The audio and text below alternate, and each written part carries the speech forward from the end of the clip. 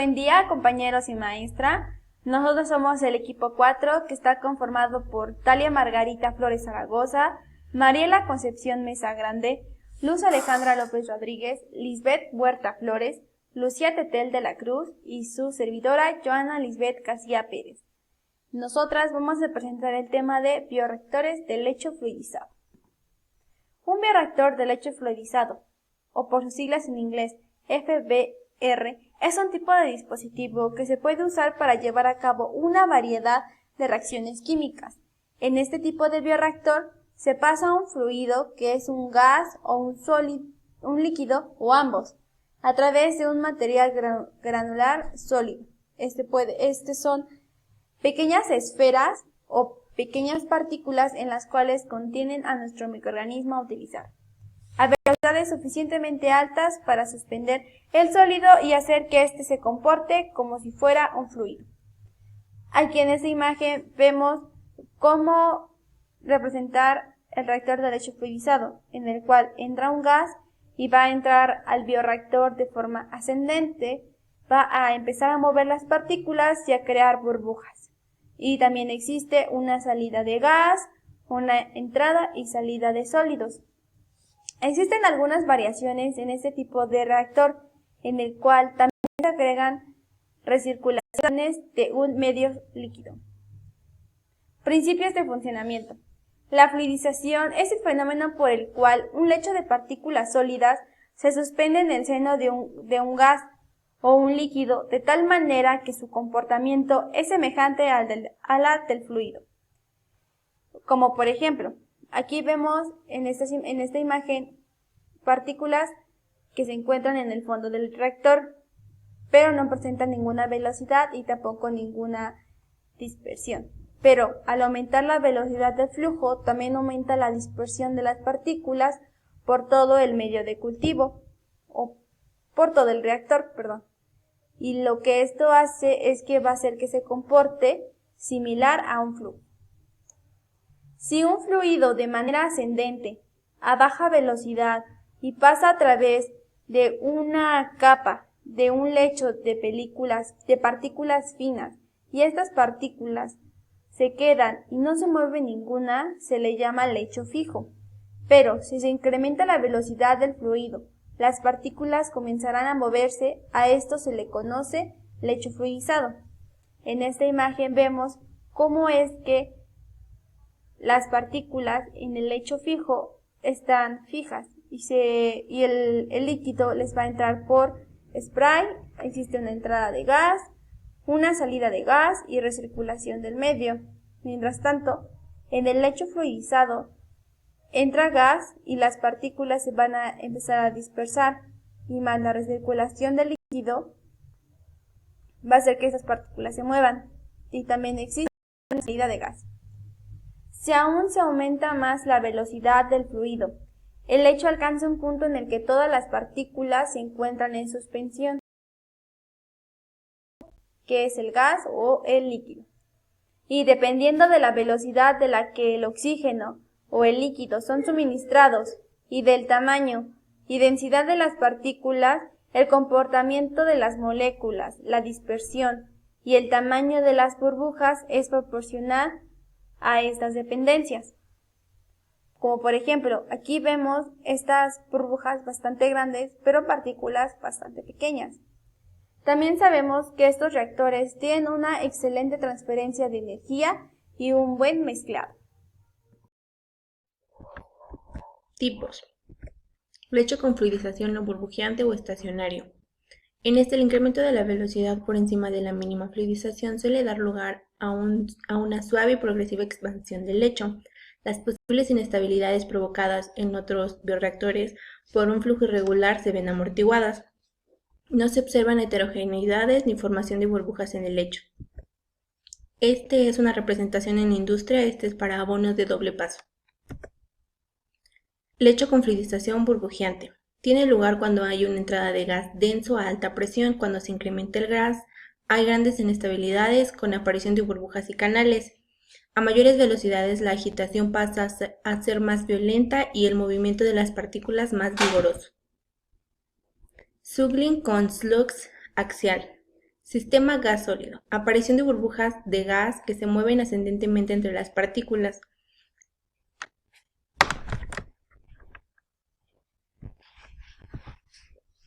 Sublink con slug axial. En este sistema hay una aparición de burbujas de gas que se mueven ascendentemente entre las partículas. En este las burbujas crecen y producen una coalición entre ellas.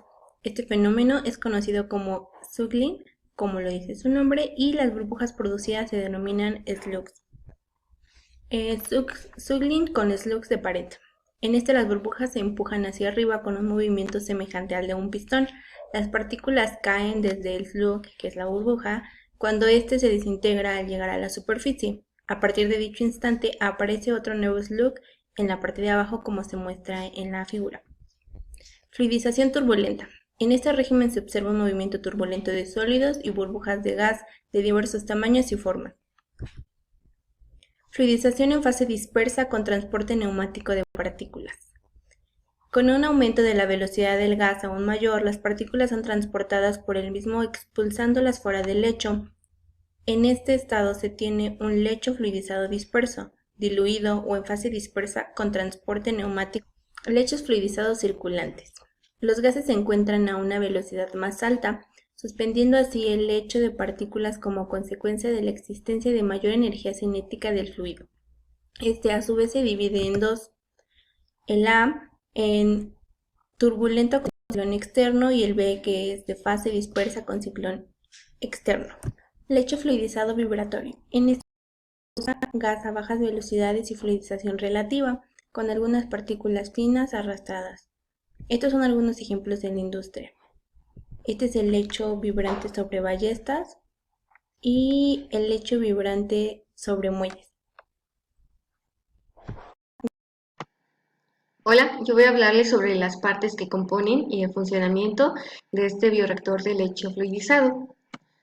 Y a continuación podemos ver una imagen, un esquema donde se representa cada una de las partes que a continuación voy a señalar.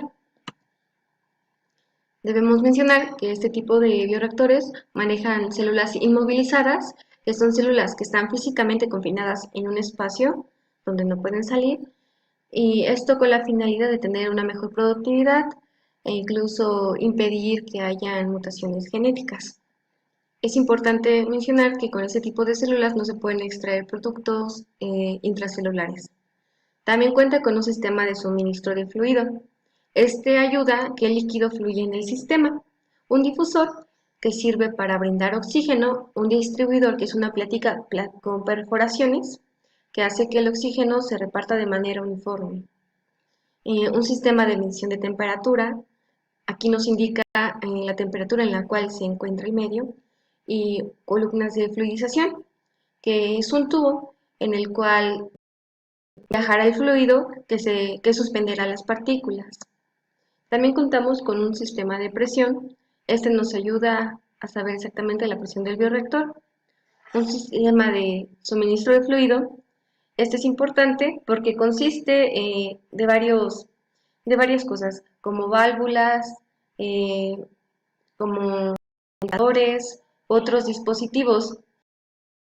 Que las condiciones termodinámicas se mantengan de una manera estable en este sistema. También se encuentra otro sistema, bueno, en realidad es un subsistema de mezcla y manejo de gases, y es utilizado para regular el flujo de gas al fondo del reactor. Es utilizado para regular y mezclar estos gases. El reactor, que es pues la base principal, en donde están contenidas estas partículas, estas células. En la parte inferior tenemos al difusor y en la parte superior tendremos un sistema que ayuda a desacoplar de manera pues, práctica. También tenemos un filtro separador ciclónico. Esta ayuda a capturar algunos finos resultantes de desgastes de partículas o células que no necesitamos. Un condensador pues enfría a los productos y después son recolectados en otro recipiente. También está el regulador de contrapresión automatizado. en diferencia al que había mencionado anteriormente, ayuda a que la presión se mantenga de manera eficiente. Y por último, en este caso, en el bioreactor que encontré, hablan sobre un controlador de proceso PAR 4871. Estos son softwares o sistemas que se utilizan para mantener las funciones de este bioreactor de manera eficiente y correcta. Hay que mencionar que actualmente todos los bioreactores, o la mayoría de ellos, eh, tienen esta tecnología que consta de programas, hardware o sistemas que ayudan a que este sistema sea monitoreado, además de otros componentes como almacenamiento de salidas, bombas y medidor de corriente, que ayuda a que pues la corriente sea la adecuada y no haya problemas a futuros que se mantenga de manera adecuada el bioreactor. Y a continuación les mostraré un video donde se muestra este tipo de bioreactor de leche fluidizado.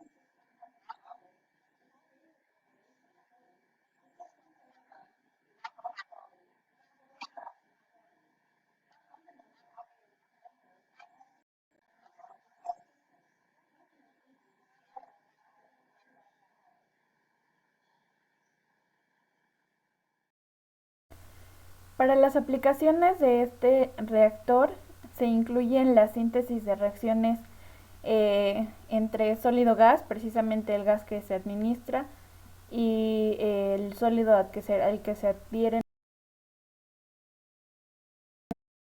como base, y con las condiciones adecuadas podamos obtener nuestro producto de interés. También el Fischer-Tropsch, que es un proceso químico mediante el cual se obtienen hidrocarburos. Y aquí entra también el craqueo catalítico de hidrocarburos, que, bueno, uno de ellos o un ejemplo que se toma es el petróleo, que la obtención de fragmentos pequeños de hidrocarburos para que puedan ser de utilidad.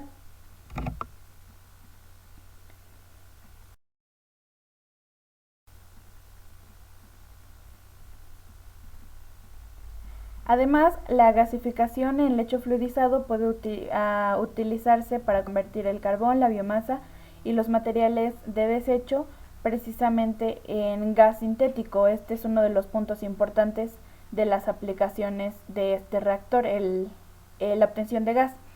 En este diagrama se muestra de manera general algunos elementos clave, como son nuestro efluente, que es precisamente nuestro material de desecho.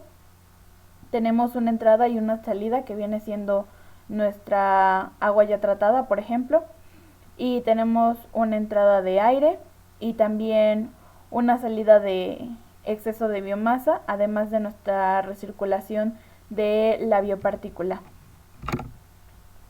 Uno de los ejemplos más claros y de las de los usos que